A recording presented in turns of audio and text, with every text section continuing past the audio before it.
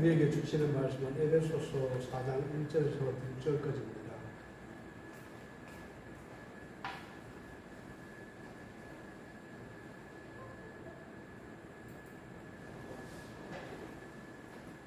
에베소서 4장 1절에서 6절까지입니다.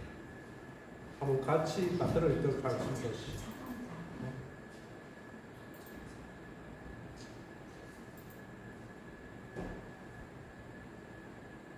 시작. 그러므로 주 안에서 같이 내가 너희를 권하노니 너희가 그리스도를 받은 일에 합당하게 행하여 모든 겸손과 온유로 하고 오래 참음으로 사랑 가운데서 서로 용납하고 평안에 되는 줄로 성령이 하나 되게 하신 것을 힘써 지키라. 몸이 하나이요 성령도 한 분이시니 이와 같이 너희가 그리스도의 한 소망 안에서 그리스도를 받았습니다.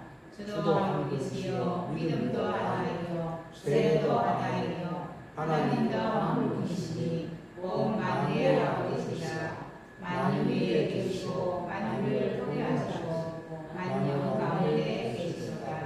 아멘.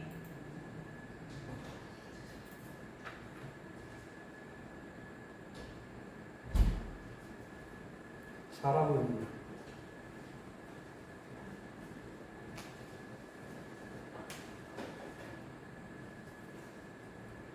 데카르트가 뭐라고 했지요? 파스칼이 얘기해요. 사람은 생각하는 갈대다.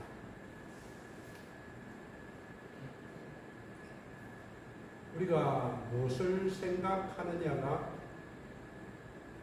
그 사람의 운명을 결정짓습니다.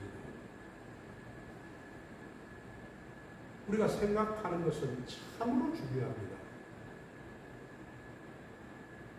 제가 예수 믿고 난 이후에도 얼마 동안은 세상 사는 가운데서 예수를 믿었는데도 제 생각이 출세에 성공에 가 있더라고요.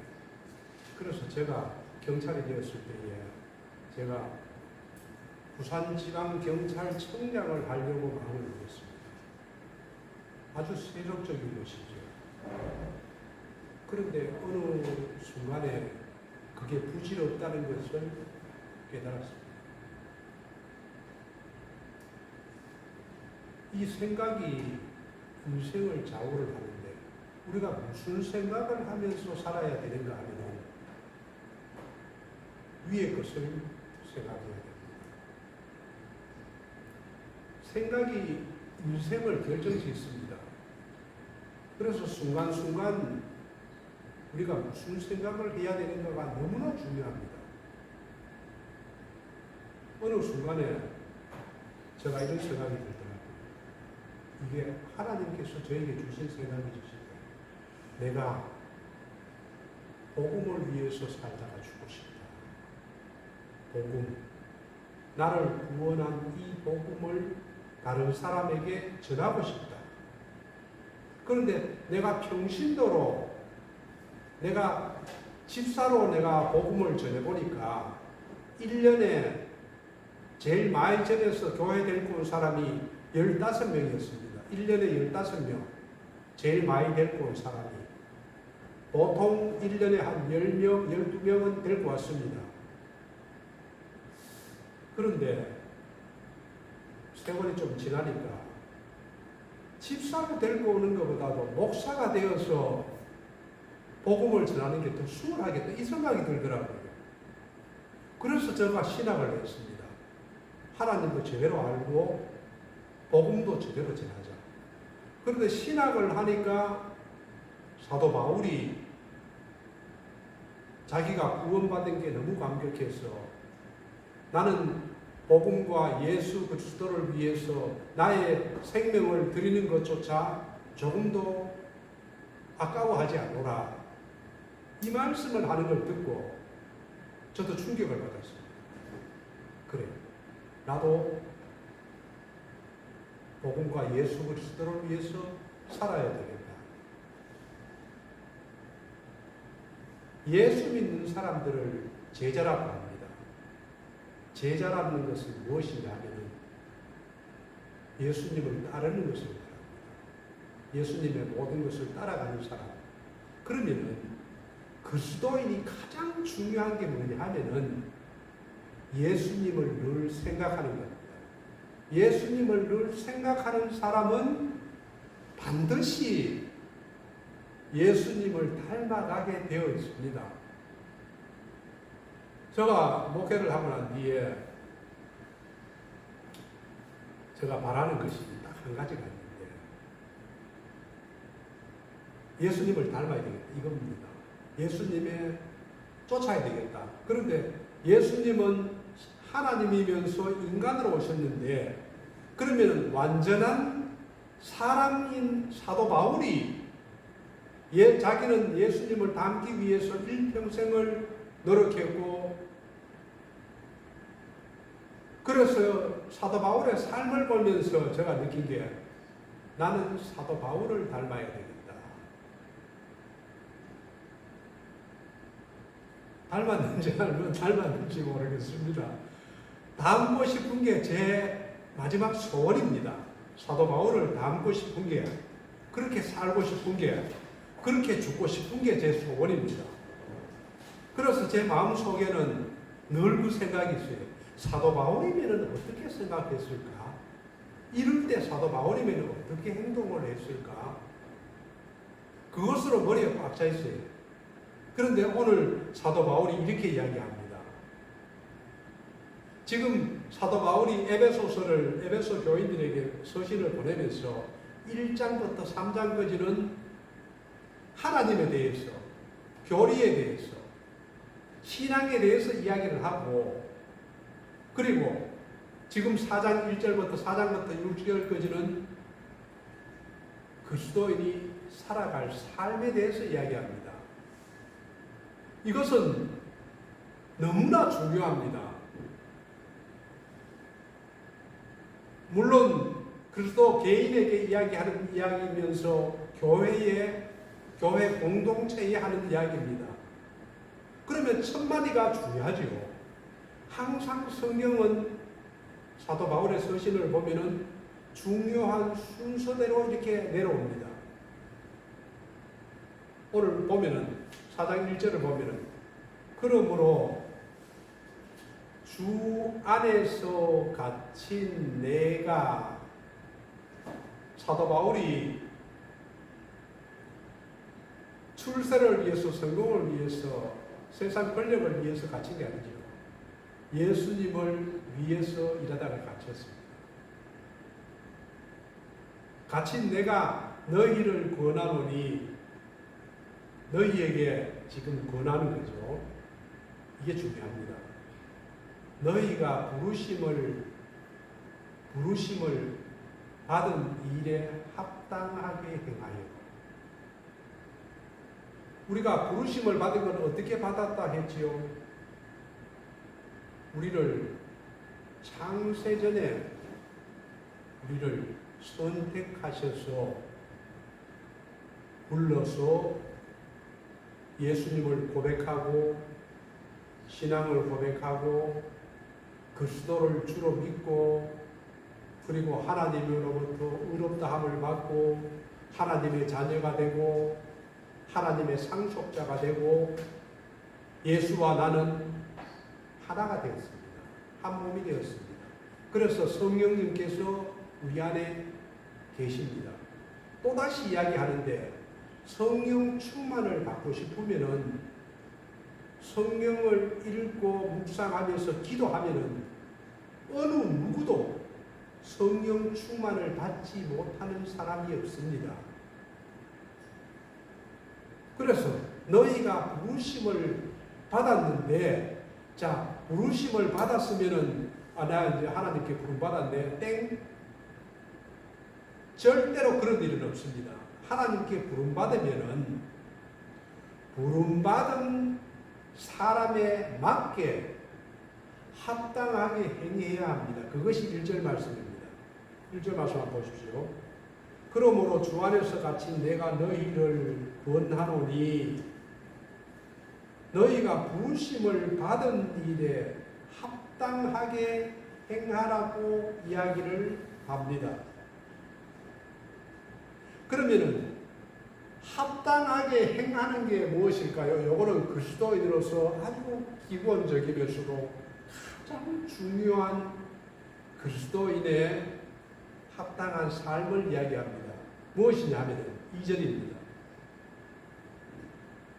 겸손과 온유로 그리고 오래 참음 용납하는 것, 이 네 가지가 기독교인의 삶 중에서 교회 공동체에서 우리가 행해야 될 가장 기본적이면서도 중요한 말씀입니다. 그러면은 2절에서 그렇게 말하면 3절에서는 뭐라고 이야기를 합니까? 평안에 매는 줄로 성령이 하나 되게 하신 것을 힘써 지키라. 그런 삶을 살게 되면은 우리가 하나 되는 것을 지킬 수가 있습니다.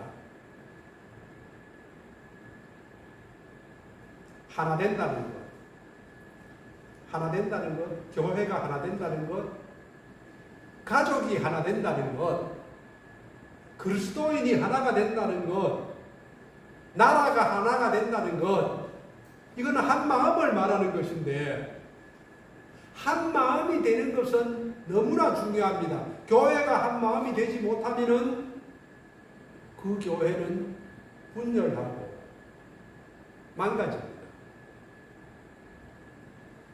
가정이 하나 되지 못하면은 부부가 하나 되지 못하면은 그 가정 쪼개집니다. 나라가 하나가 되지 못하면은 정치가 갈라지고 경제가 침체되고 외교적으로도 무기력해지고 전쟁의 위험도 커집니다. 나라가 망합니다. 하나가 되는 것은 아주 중요합니다. 그래서 사도 바울은 믿음의 사람들이 교회가 되었다면은 하나 되는 것을 힘써 지키라고 이야기합니다. 우리가 지금까지 1장에서부터 3장까지 하나님과 예수 그리스도 복음에 대해서 이야기를 하고 첫 번째 오늘 1절, 2절 말씀이 보면은 3절까지 보면은 하나 되게 하는 것을 힘써 지키라고 합니다. 왜 그러면은 우리가 하나가 되어야 됩니까? 에베소서 1장 10절 말씀을 보면은 앞에 보겠습니다. 하늘에 있는 것이나 땅에 있는 것이 다 그리스도 안에서 통일되게 하려 하심이라. 예수 그리스도 안에서 하나가 되게 하는 것이 하나님의 뜻입니다. 복음이 들어가면은 가정이 하나가 됩니다. 복음이 들어가면 교회가 하나가 됩니다. 나라에 복음이 들어가면 나라 전체가 하나가 되기를 힘쓰는 것입니다.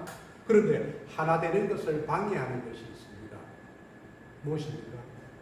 무엇이 하나 되는 것을 방해하지요? 죄입니다. 죄가 언제든지 우리를 갈라놓게 합니다. 부부가 남편이 죄를 지으면은 바람을 피우면은 갈라집니다. 아내가 엉뚱한 짓을 하면은 가정이 분절됩니다. 교회도 그렇고 나라도 그렇습니다.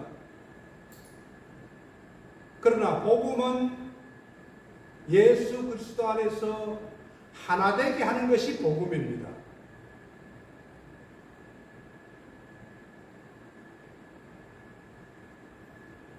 하나 되지 않고는 가정도 교회도 나라도 일을 할 수가 없습니다.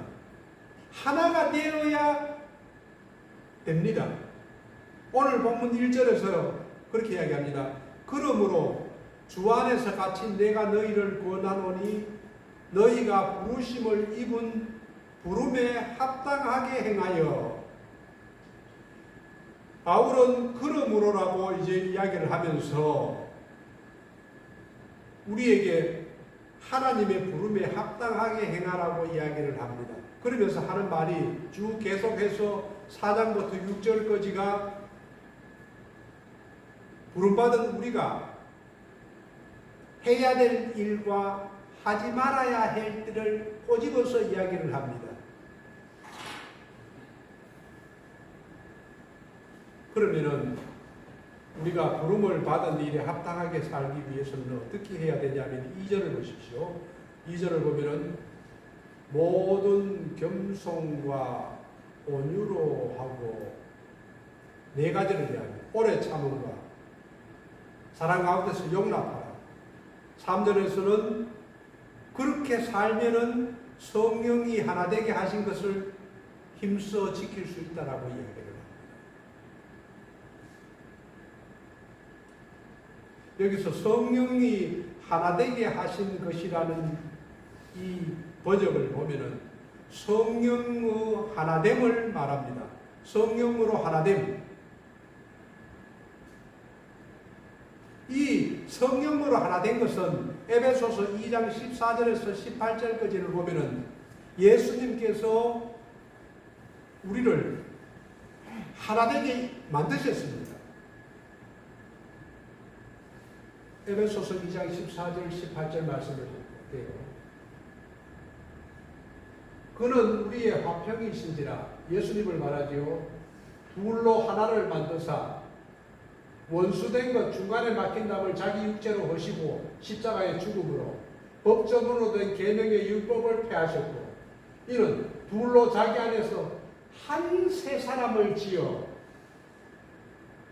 둘로 자기 안에서 갈라진 것들을 한 세 사람을 지어 화평하게 하시고 한 세 사람을 지어 화평하게 했습니다. 이거는 교회를 말합니다. 또 십자가로 이 둘을 한 몸으로 하나님과 화목하게 하려 하십니다. 원수된 것을 십자가로 소멸하시고 또 오셔서 먼 데 있는 너희에게 평안을 이방인을 말하지요. 가까운 있는 자들에게 평안을 전하는 유대인들을 말하지요. 이는 그로 말미암아 우리 둘이 한 성령 안에서 아버지께 나아감을 얻게 하려 하십니다. 하나를 만들었다는 거예요. 예수님께서 십자가의 지식으로 하나를 만들었습니다. 그래서 오늘 4절에서 6절 말씀을 보면은 몸이 하나요 성령도 한 분이 예수님이 십자가에서 하나를 이루었기 때문에 우리가 몸이 하나요 성령도 한 분이시고 우리는 교회는 그리스도의 몸이 아닙니까? 몸이 하나지요. 성령도 한 분입니다. 우리가 믿는 성령님도 다른 분이 아닙니다. 한 분입니다. 이와 같이 너희가 부르심의 한 소망 안에서 부르심을 받았느니라. 주도 한 분이시요. 우리가 믿는 분도 하나이고 세례도 하나입니다. 다른 세례를 받지 않습니다. 하나님도 한 분이십니다. 만유의 아버지시라 만유에 계시고 동일한 만유 가운데 계시도다. 우리가 하나를 믿습니다. 우리가 믿는 모두가 하나입니다.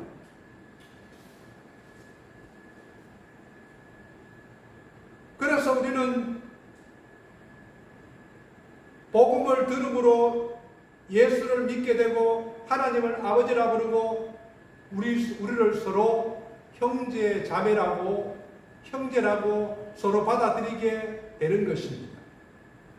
고린도전서 12장 13절에서 우리가 유대인이나 헬라인이나 종이나 자유인이나 우리의 신분을 이야기합니다. 다 한 성경으로 세례를 받아 그리스도 안에서 한 몸이 되었습니다. 하나가 되었습니다. 또 한 성령을 마시게 하셨느니라. 저와 여러분 모두에게 한 성령을 우리가 연합되어 있습니다.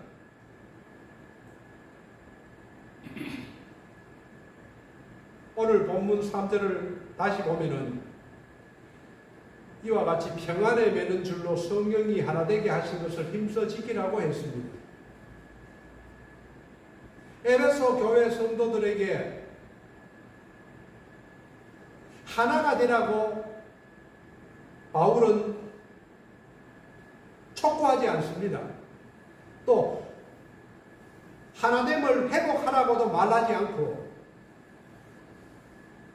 바울은 에베소 교인들에게 성령의 하나됨을 성령이 하나로 이루어진 것을 힘써 지키라고 촉구합니다. 우리 스스로 하나가 되라고 촉구하지 않습니다. 성령이 하나됨을 만들었는 것을 그것을 힘써 지키라고 합니다. 이것을 번역하면은 성령의 하나됨을 지키기 위해서 온갖 노력을 다하라. 이미 우리가 소유하고 있는 것을 잃어버리지 않도록 하라는 것입니다. 파괴하지 않도록 지키는 것을 말합니다. 성령님께서 우리를 하나되게 만들었습니다. 이미 우리는 하나입니다. 그런데 그 하나된 것을 파괴되지 않도록 잃어버리지 않도록 온갖 노력을 다하라는 것입니다.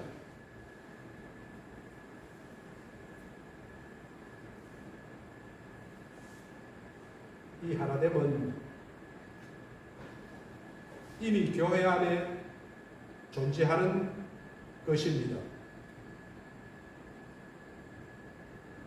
그런데 그것이 우리 눈에, 교회 안에서 눈에 보이게 드러나야 합니다. 또 하나됨이 계속 유지되어야 합니다. 평안에 매는 줄로 성령이 하나 되게 하신 것을 힘써 지키라. 평안에 매는 줄로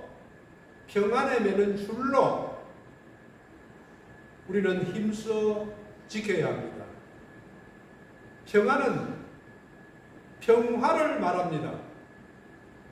교회 공동체의 구성원들 사이에 이루어지는 화목한 상태를 말합니다.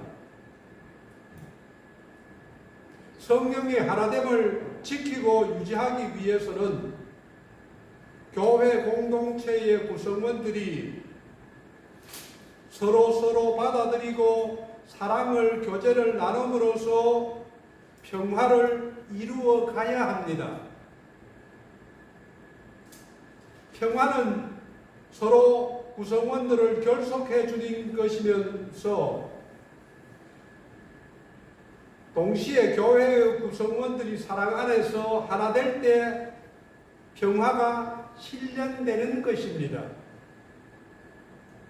그러면은 구체적으로 어떻게 우리가 해야 합니까? 그것은 네 가지입니다. 겸손과 온유와 오래 참음과 용납입니다.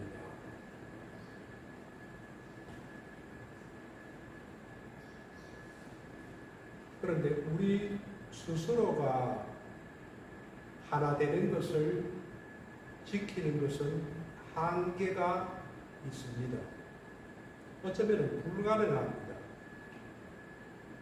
성령님을 의지하고 성령님의 도움을 받을 때에 우리는 하나 되는 것을 지킬 수가 있습니다.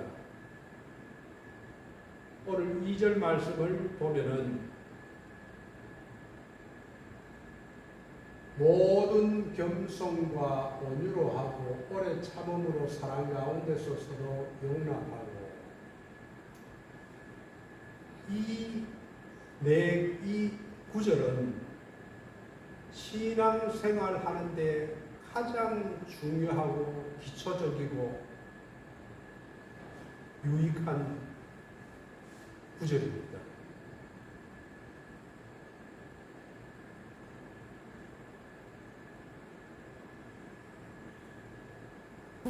만약에 이 성령님을 의지하지 않고 교회가 물질을 의지하거나 사람의 숫자를 의지하면은 하나됨은 무너집니다.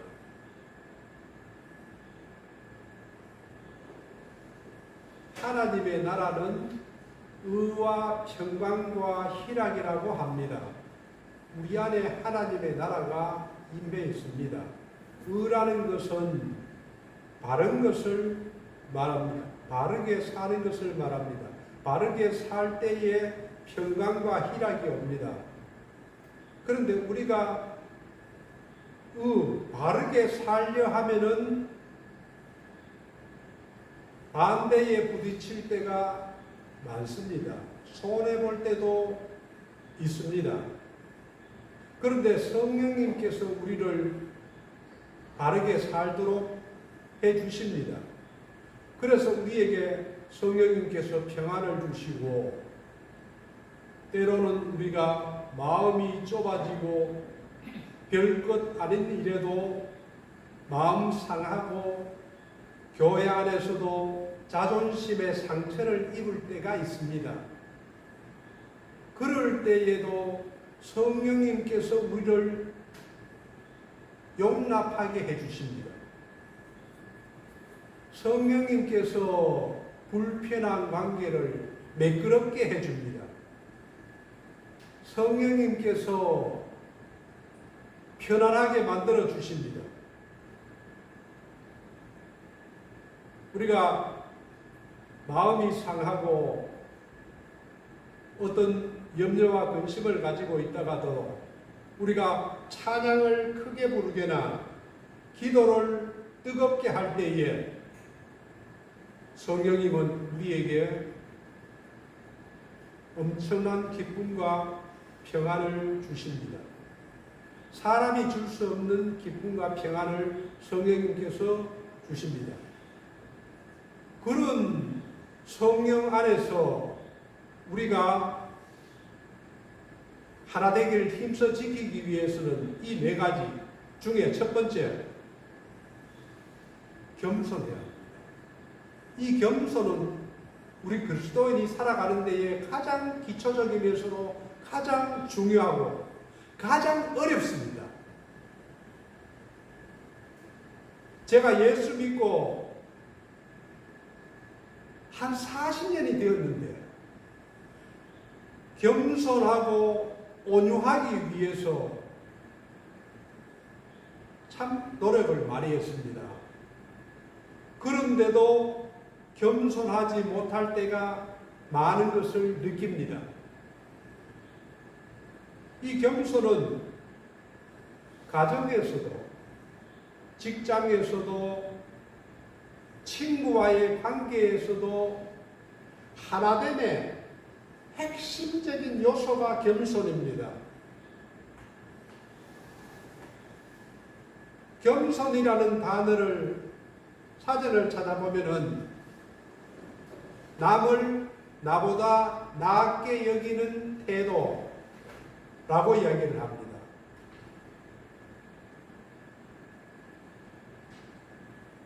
다른 사람을 나보다도 더 낫게 여겨서 존중해 줘야 됩니다. 그런데 그렇게 잘 안 됩니다.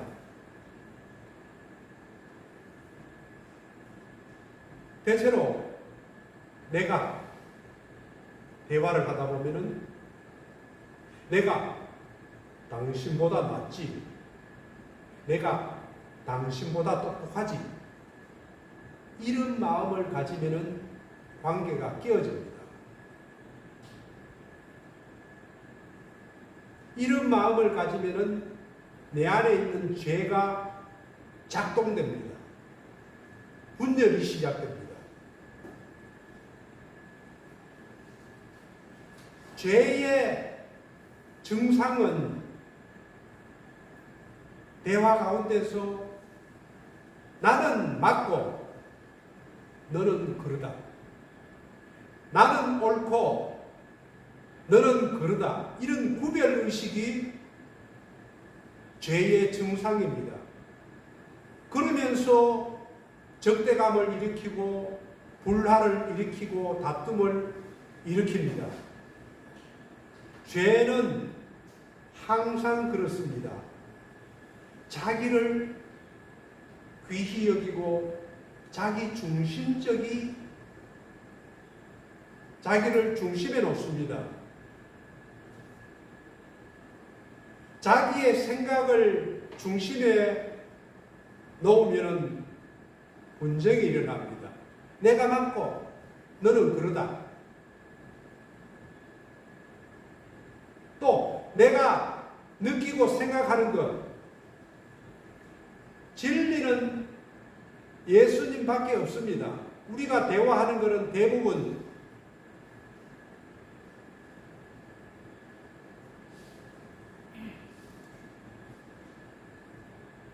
내가 느끼고 생각하는 것을 강조합니다. 내가 느끼고 생각하는 것을 지나치게 강조하면 관계가 깨어집니다. 사람은 누구나 자기를 높이고 싶고 자기를 인정받고 싶은 본능이 있습니다. 그러나 공동체 안에서 나의 존재감을, 나를 높이고 싶고 인정받고 싶은 그 욕구를 우리는 싸워야 됩니다. 자기 주장이 강하면은 안 됩니다. 그러면은 겸손하지 못하기 때문입니다. 성경적인 겸손이 무엇인지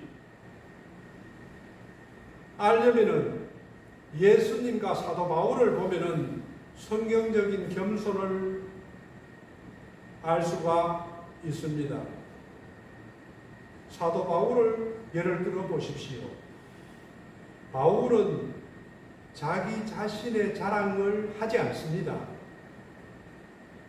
자기의 자존심을 세우지 않습니다.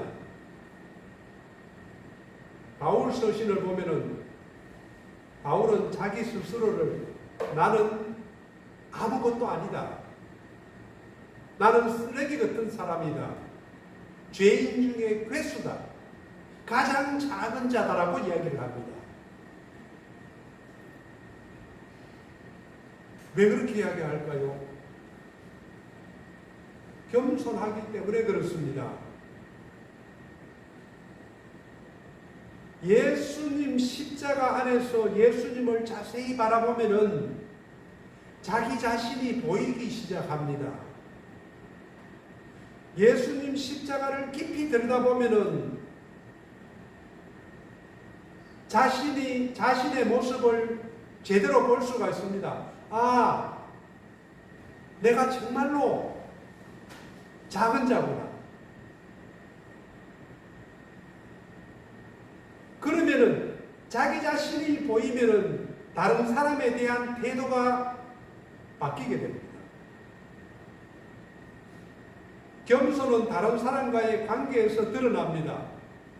혼자 있을 때는 내가 겸손한지 교만한지 알 수 없습니다.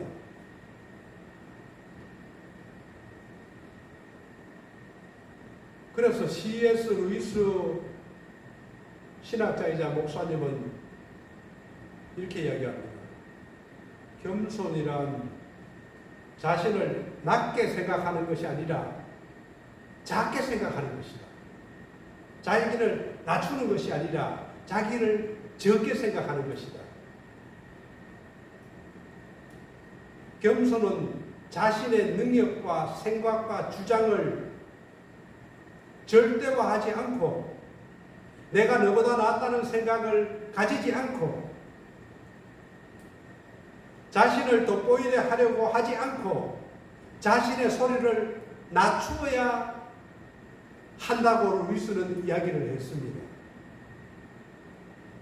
자기의 생각을 심하게 주장하면은 싸움이 됩니다. 그 결과는 싸움과 폭력입니다. 우리 사회는 분열이 심하고 감정적이고 폭력적입니다. 왜 그러냐면은 상대의 이야기를 들으려고 하지 않고 일방적으로 자기 주장만 하기 때문에 그렇습니다.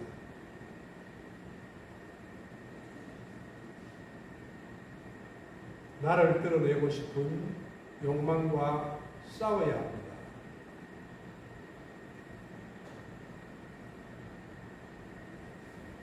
성령으로 충만할 때에 우리는 겸손할 수가 있습니다.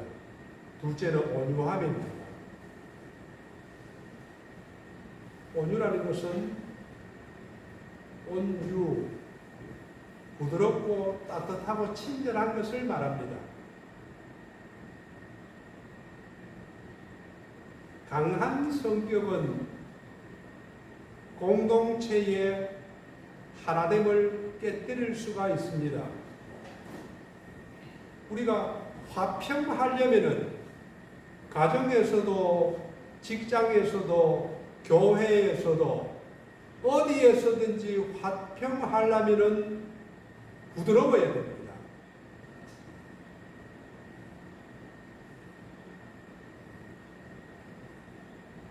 예수님의 성품에 예수님 스스로 이야기를 할 때 나는 온유하고 겸손하다고 이야기를 했습니다.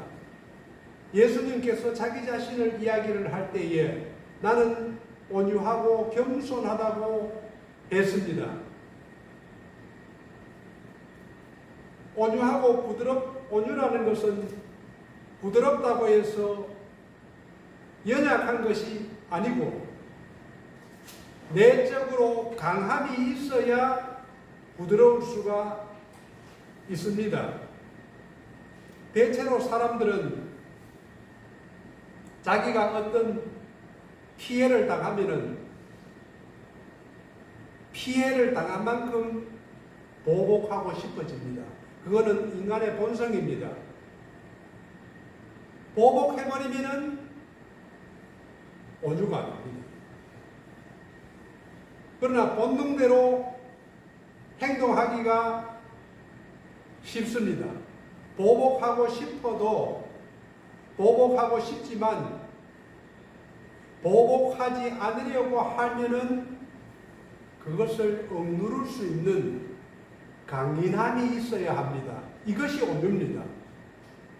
내가 보복할 수 있지만은 보복하지 않고 그것을 억누를 수 있는 그 힘이 온유함입니다.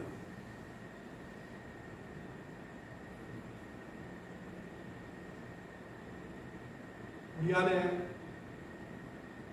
우리의 본성은 거칩니다.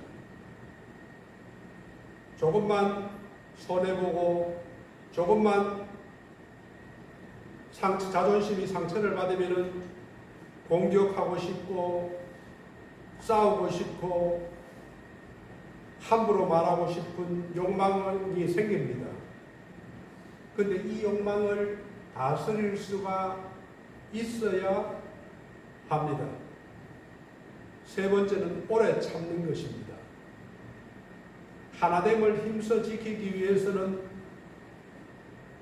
오래 참아야 합니다. 행동과 말에 있어서 조급하면은 안 됩니다. 조급하면은 잘못 갑니다. 그래서 어떤 신학자는 조급한 것은 마귀를 따라가는 것이 아니고 마귀 자체다라고 했습니다. 조급함을 마귀라고 했습니다.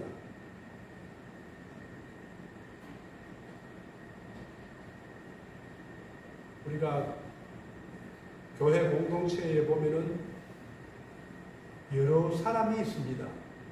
다양한 사람이 있습니다. 약한 사람이 있습니다.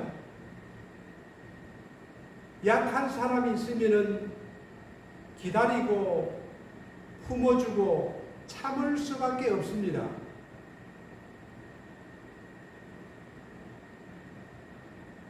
참는다는 것은 고통이 따릅니다. 고통을 참아내는 것이 오래 참음입니다.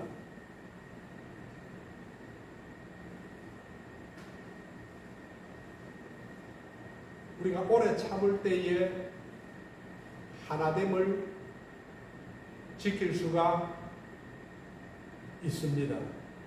가정에서도 참아야 하고, 교회에서도 참아야 하고, 직장에서도 참아야 합니다.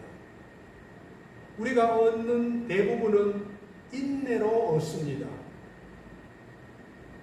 고린도전서에서 13장에 보면은 사랑에 대한 정의에서 가장 먼저 이야기하는 것이 오래 참음입니다. 사랑은 무엇인가? 오래 참는 것이다. 오래 참는 것은 행동을 말합니다. 의지적인 행동을 말합니다. 참아야 됩니다. 참는 것이 능력입니다. 하고 싶은 말을 참는 것이 능력입니다. 화를 내고 싶고 분노를 내고 싶어도 참아내는 것이 능력입니다. 인간관계를 하는 데에 참지 못하면은 인간관계는 다 깨어집니다.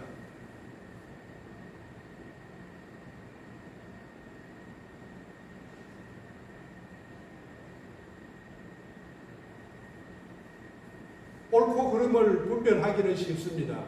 그래, 맞네, 잘하네, 못하네, 틀리네.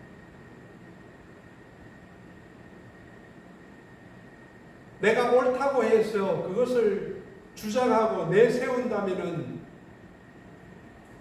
그래서 공동체가 깨어진다면은 내가 하는 일은 옳은 일이 아닙니다.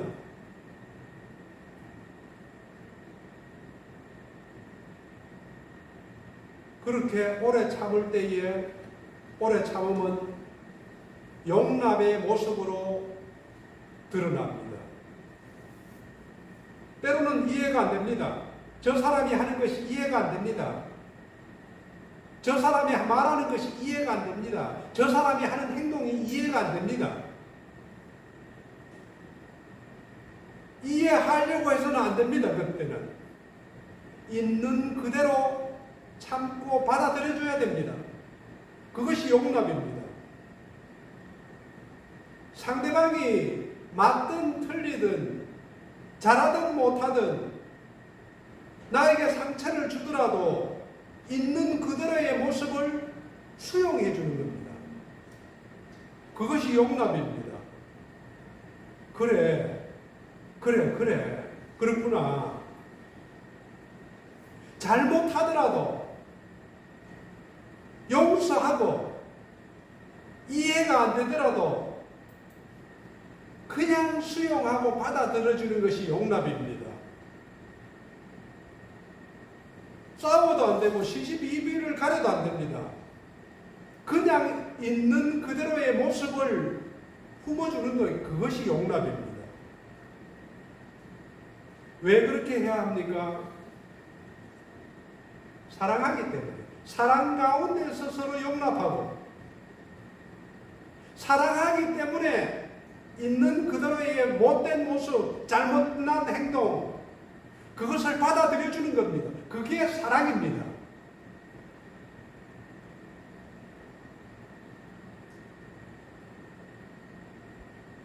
교회는 모두가 다른 사람들이 모여 있는 곳이 교회 공동체입니다.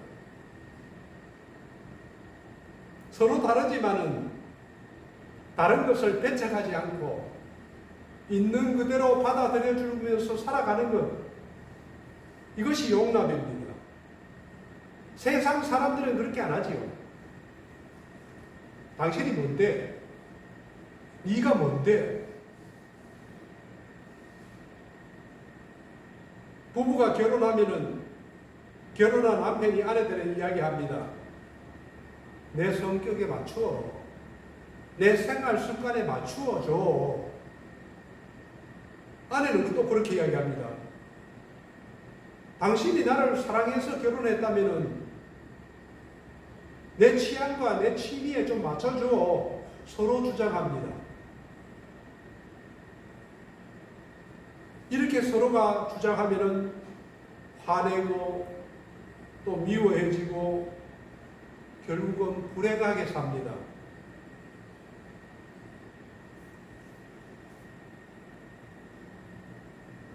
인류 역사상 가장 위대한 물리학자인 아인슈타인은 인류 역사상 가장 위대한 물리학자라고 합니다. 그가 4살이 되도록 언어도 말도 제대로 표현 못하는 아이였다고 합니다. 어릴 때에 초등학교 다닐 때에 학교에서 그의 성적은 수학을 제외하고 모든 과목이 낙제점이었습니다. 낙제점. 그래서 담임 교사가 이 아인슈타인 부모에게 이렇게 이야기했습니다. 미안하지만 이 아이는 어느 분야에서도 성공할 가능성이 없습니다. 아인슈타인을 보고 이 아이는 어느 분야에서도 이대로 가면은 성공할 가능성이 제로입니다. 그렇게 단언했습니다.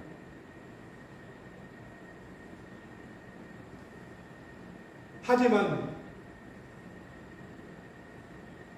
그의 어머니는, 그리스도인인 그의 어머니는 이 아인슈타인이 공부를 못해서 종아리에 매를 맞아서 뻘겋게 부어있을 때마다, 손바닥이 부어있을 때마다 그 부어있는 손바닥에 입을 맞추면서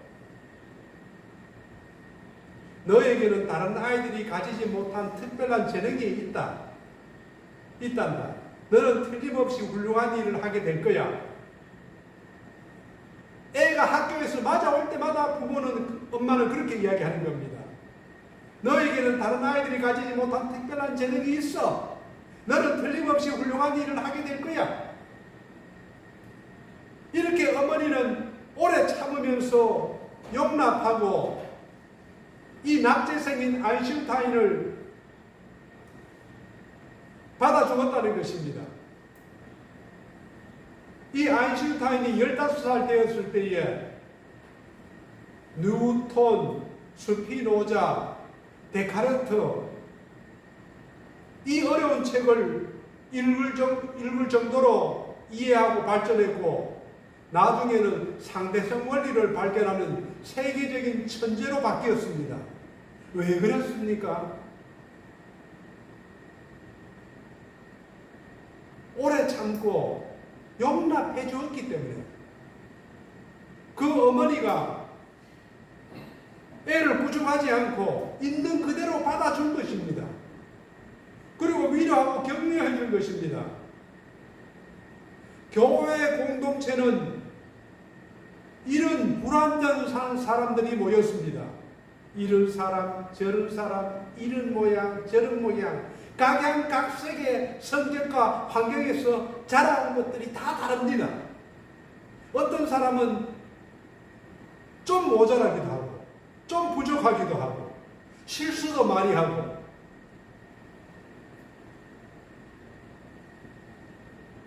그런 사람에게 우리는 오래 참고 용납해 주어야 된다는 것입니다.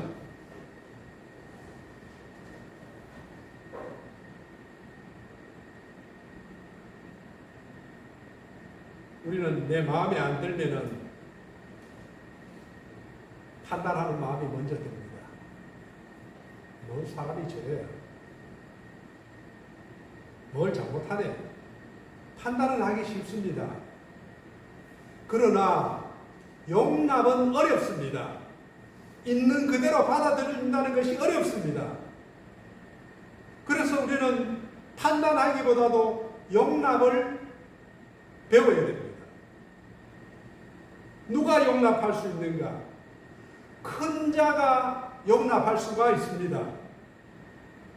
강한 자가 약한 자를 품어줄 수가 있습니다. 누가 품느냐에 따라 그 사람의 그릇이 결정됩니다. 고린도전서에 사도 바울이 그렇게 이야기를 하거든요. 강한 자와 큰 자가 연약한 자를 품어주라고 이야기를 합니다. 내가 어디까지 용납하고 담아낼 수 있는가가 그 사람의 크기입니다. 싫어지는 사람이 교회에 생길 수가 있습니다. 저도 그런 경우를 많이 겪었습니다. 그런 사람을 통해서 하나님께서 나를 훈련시키려는 뜻이 있습니다. 다른 사람과의 관계를 통해서 하나님은 나 자신을 따라보도록 합니다. 하나님은 우리가 얼마나 많은 일을 했는가 보다도 얼마나 하나님을 위해서 헌신했는가를 보십니다. 열심히 일해서 교회를 깨는 것보다는 교회를 깬다면 그런 헌신과 봉사는 의미가 없습니다. 교회 안에서의, 교회 공동체 안에서의 싸움은 승자, 패자가 없습니다. 용납의 싸움입니다. 오래 참음은 용납으로 나타납니다. 그래서 우리는 가정에서도, 직장에서도, 교회 공동체에서도, 사람이 살아가는 어디에서도 우리는 겸손해야 되고, 온유해야 되고, 오래 참고 용납할 사람이 되어야 합니다.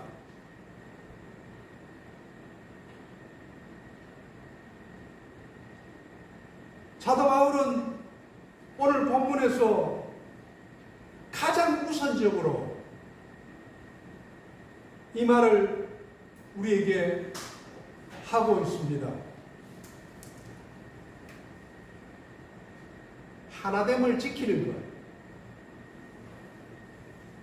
성령으로 우리가 하나 되었는데 그 하나됨을 지키는 것은 겸손하고 온유하고 오래 참고 용납할 때에만이 가능합니다. 그 어느 것 한 가지도 버린다면 하나됨을 지킬 수가 없습니다. 왜 대한민국의 교회가 분열되고 쪼개집니까? 바울 사도가 하는 이 하나됨을 지키기 위해서 우리가 해야 될 그런 것에 힘쓰지 않기 때문에 그런 것 아닙니까?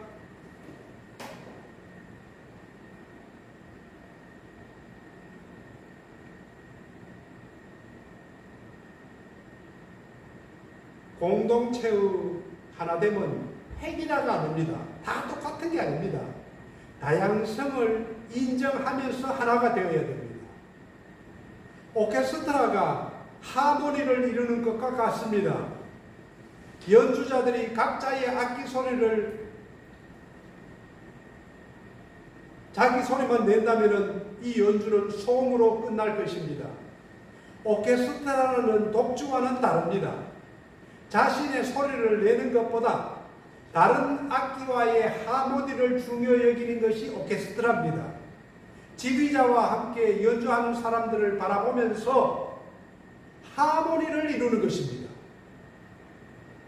교회의 모습이 그런 것입니다. 가정의 모습이 그런 것입니다. 이 세상은 갈수록 혼동과 갈등 속으로 빠져들 것입니다. 그것이 말세의 특징입니다. 그러나 교회는 하나됨을 통하여서 하나님의 나라가 어떤 것인가를 우리는 보여줘야 합니다. 그것이 교회의 존재의 목적이고 복음에 합당한 삶입니다. 그리스도인의 삶의 모습입니다. 저와 여러분에게 이런 복음에 합당한 삶, 하나됨의 삶을 힘써 지키는 저와 여러분이 되기를 주님의 이름으로 축복합니다. 아멘.